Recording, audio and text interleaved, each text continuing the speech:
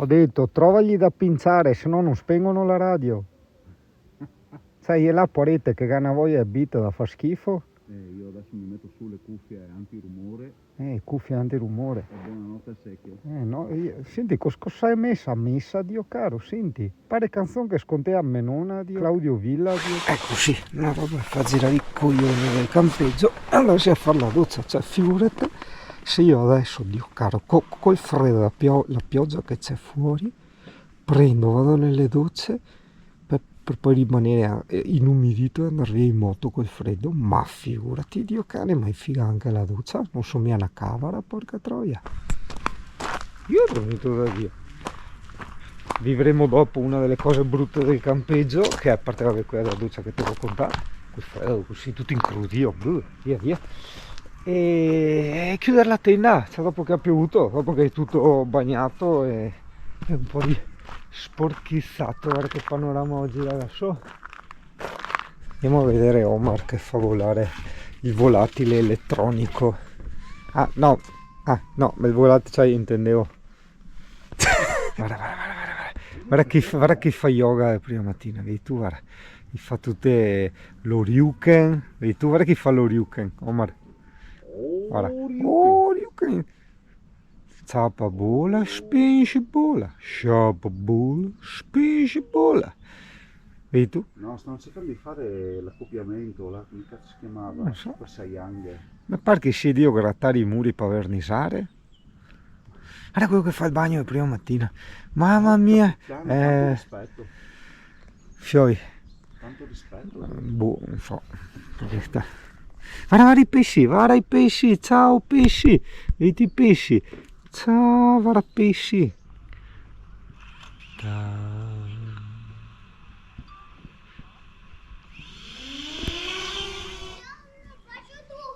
Senti, i bocce. Lei è tipo una club in sloveno. Cioè qua che è tipo una musichetta emozionale, ma mi vede comunque a dire a mia sui club la sloveni. Ma soprattutto qui che fa, guarda così devo fare adesso. Per mica vado in bagni pubblici, Dio caro, che vado a fare il fax. Per non toccare il water mi metto proprio così, come ieri. E là probabilmente sì, se è un corso offerto dal campeggio, vedi tu, ora c'ho la carta igienica, metti da dentro la carta igienica. Vedi tu, c'ho la carta igienica, metti da dentro la carta igienica. Sì, si poteva partecipare, però insomma sono cose che alla fine già so. Alla lanera. Adesso c'è anche il panificio in trasferta. Si è ampliato tantissimo, giustamente. Sì, direi.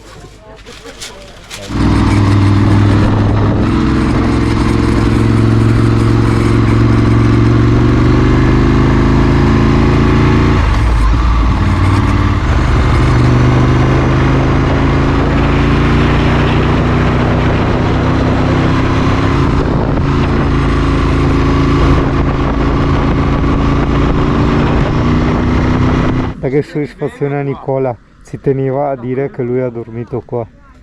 E trovare un posto a luglio è abbastanza difficile, anche molto costoso, visto che gli alberghi si aggiravano sulle 200-300 euro a notte, quindi follia. L'unica è andare fuori mano. Don't leave the fate, what's here tonight? Heaven can wait, no use in watching the sky. Don't say goodbye, just hold me tight. Heaven can wait, I wanna dance one more time. Give me the feeling again, just one more time. Won't you give me the feeling that I'm forever young? Forever young. Oh bello. Occhio che la sigla da carne, attento. Io sono rimasto sconvolto. No, sta salutato. Forever, forever young.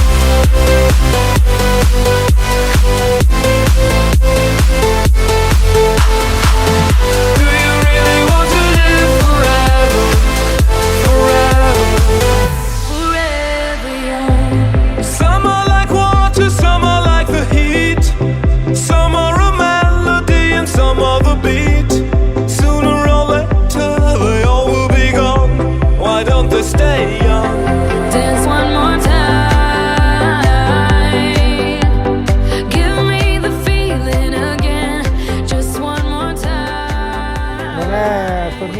per di più col mio faccione in mezzo, che valorizza il tutto.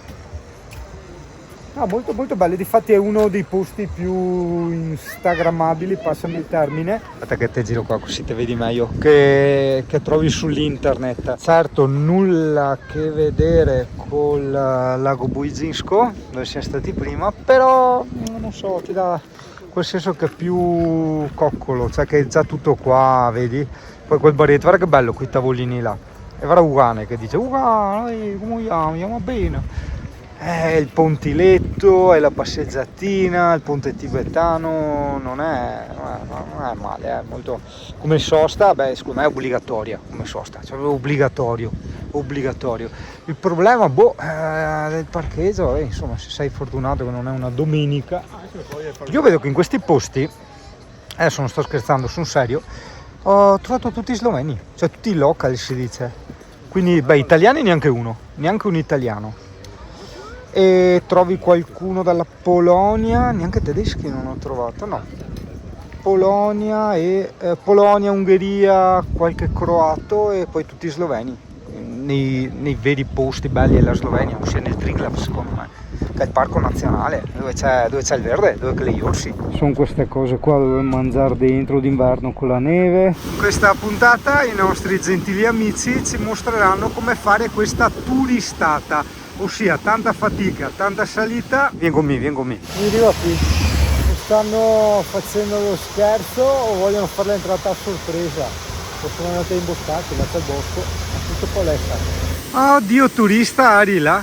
Per fare la turistata Ari là, solo che le traffico, porca miseria. Uno non può fare neanche la turistata tranquillo. Eccola, vedi, tu adesso si mette per la foto, e tutti contenti. Tipo una volta quando al circo ti metteva il simiotto, so che in questo caso il simiotto gli è direttamente lori e va ben così. I parcheggi sono questi, li vedi? È così, purtroppo, perché è uno spot proprio turistico. No, io su là no, non ci vado. Ok, di qua va bene. No, non è questo, ma è chiuso. È qua. Non è qua. Guarda che è tipo dietro qua. Lui mi faceva passare per qua. Guarda che là c'è gente. No, è casa.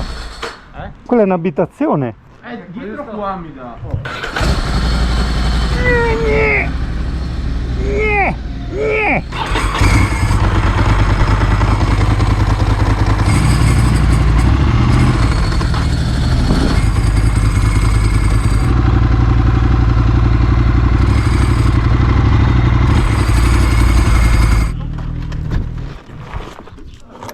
Che profumini.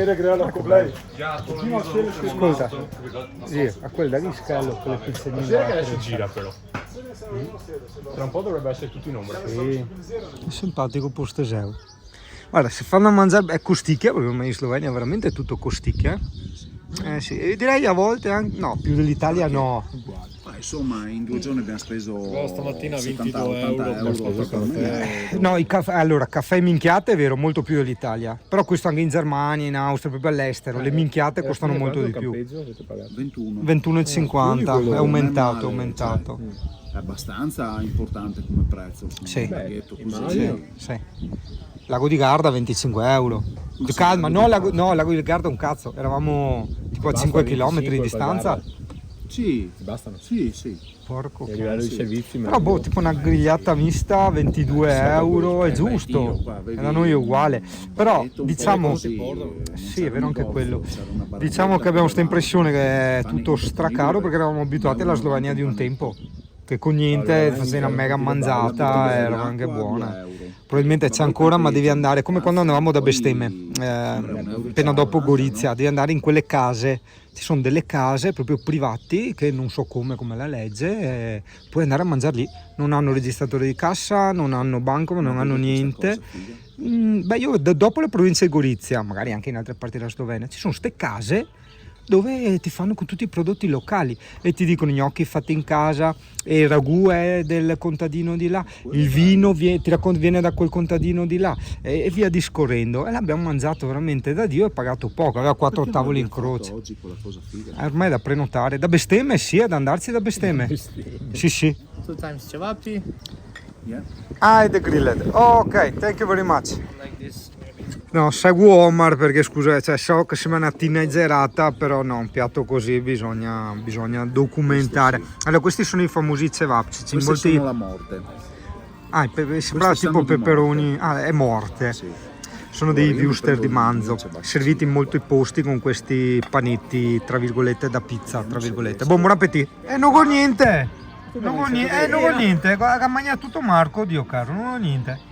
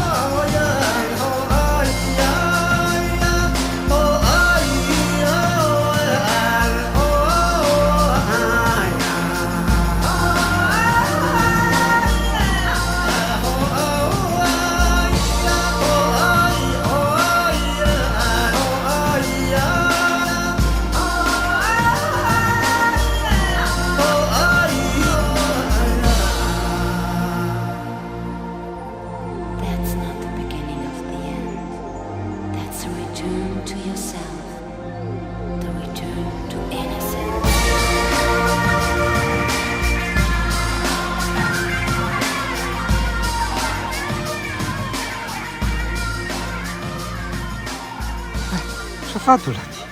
Hai avuto il buco fotografico? Il buco fotografico. Sto cane, come vogliamo? Andiamo bene. Andiamo bene. Ciao. I viaggi in moto in tenda sono sempre un qualcosa di epico, però vuoi mettere, cazzo, questa specie di super macchina che è un camper, cioè un super furgone con tutti gli accessori dentro per viverci, lavorarci, cioè per star bene, guarda che c'è il climatizzatore e tutto, cioè, è sempre vero, è bello fare ste robe perché poi apprezzi ciò che non hai, a parte scherzi, perché è importante anche secondo me andare in tenda, è un po' come quel reset psicologico che il buon Toro ti può dare con un Valde in Vita nei boschi. È un testo che un tempo non si sa neanche perché insegnavano nelle scuole, ora è un testo che assolutamente non può essere in alcun modo compatibile con i nostri tempi, ma vi è un contrasto talmente esagerato da non poter neanche esistere, in quanto sarebbe impensabile anche solo immergersi dentro a un testo del genere e immaginarsi nei panni di questo Toro. Un giorno ti racconterò un po' la storia di questo testo che è molto importante. A me servì molti sono andati a vivere in camper o a fare robe strane, cioè strane, a stravolgere la propria vita dopo aver letto questo testo, no? Si dice che anche il ragazzo, quello che ha fatto poi il film Into the Wild, anche lui era stato spronato da questo testo di Thoreau.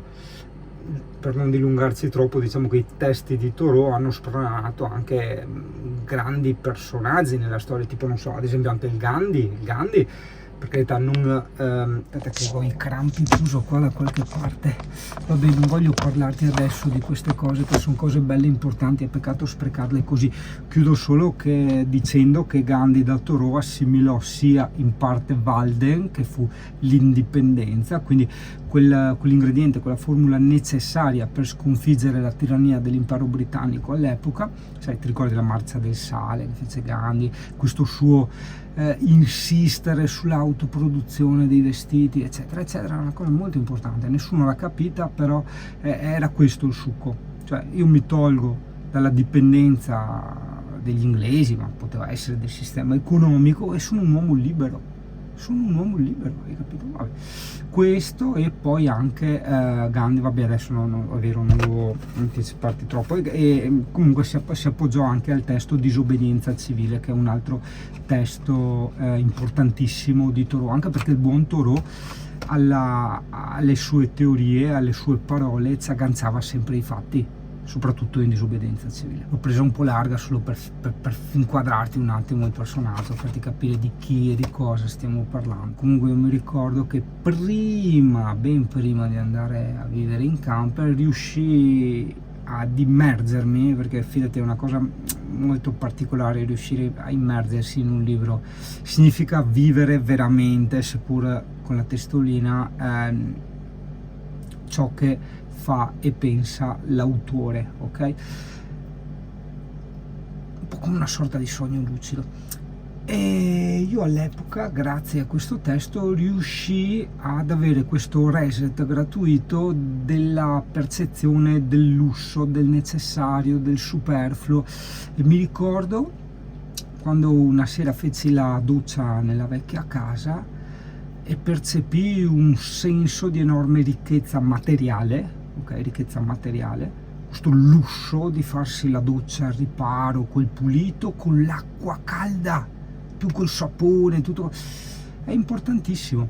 È un po' come, adesso non posso riassumerti queste cose così in 2 minuti, però è un po' come se tu avessi 40.000 euro in banca e ti si cambiasse la percezione, e questi 40.000 euro in banca valgono 4 milioni di euro, hai capito? Perché come diceva anche il buon De André, più mangi e più ti viene fame, hai capito? E il Thoreau, ci ho girato largo per dire il Thoreau, ma anche la tenda è un'ottima occasione di reset della percezione di ciò che è necessario, ciò che non è necessario. Cioè, torni a casa e dici: porca puttana, guarda qua cos'ho, cioè là non avevo neanche una saponetta per lavare perché me l'ero dimenticata a casa, qua ho il sapone, ho lo shampoo, il deodorante, cioè, spero che riesci a seguirmi un attimo, perché è veramente una cosa molto importante. Ovviamente io ho colto l'esempio della tenda, non è che è importante la tenda, è importante capire queste cose, quello sì. So che certi discorsi possono sembrare pesantini per chi ha una brutta vita, un po' come me. Quando lavoro troppo, ho anche una brutta vita come tutti, e quindi cosa succede?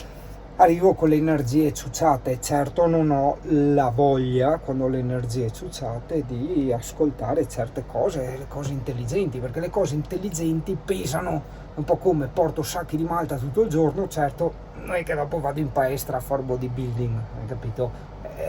Però non puoi neanche lasciarti andare in queste maniere, quindi cerco sempre piccole dosi di fracare nel mezzo di questi video un po' camperisti, un po' goliardici, un po' non lo so neanche io cosa sono, un qualcosa che può essere realmente, tangibilmente utile ai più.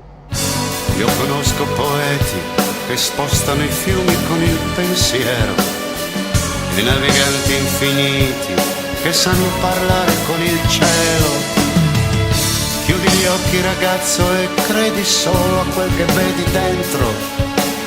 Stringi i pugni ragazzo, non lasciargliela vinta neanche un momento.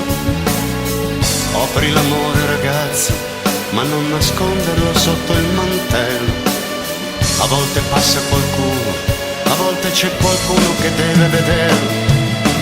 Sogna ragazzo, sogna quando sale il vento nelle vie del cuore, quando un uomo vive per le sue parole o non vive più.